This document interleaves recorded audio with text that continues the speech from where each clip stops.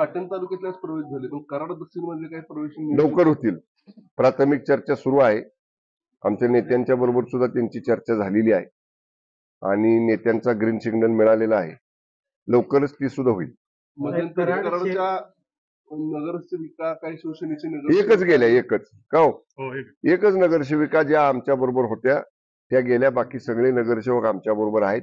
आम्ही काय अशी स्पर्धा लावणार नाही की तुम्ही आमच्यातली एक नगरसेविका नेल्या तर तुमच्या 2 आम्ही आणतो. मला ते काय अवघड नाही करायचं म्हटलं तर, पण मला ती स्पर्धा आमच्यात करायची नाही महायुतीमध्ये. त्यामुळे आम्ही संयमी आहोत.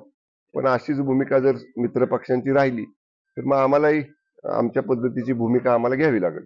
जिल्ह्यामध्ये महायुतीच्या माध्यमातून लढण्याचा प्रयत्न करू, परंतु यश येईल का नाही हे का ठरवेल असं अतुल भोसले यांनी परवा म्हटलेलं आहे. आमचे प्रयत्न सुरू आहेत.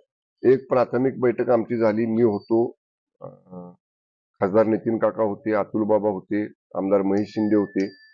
आमची चर्चा झाली.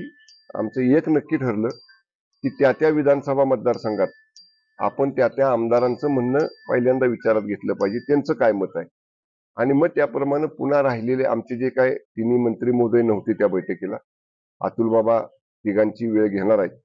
ते तिघांची एकत्र वेळ घेऊन आम्ही परत एकदा बसू. आमचा प्रयत्न राहील जिथं शक्य आहे तिथं महायुती करायची. पण समजा नाही झाली तर मैत्रीपूर्ण लढू. वादविवाद नको, ओढाताणी नको, खेचाखिची नको, अशी माझी तरी भूमिका आहे पालकमंत्री म्हणून.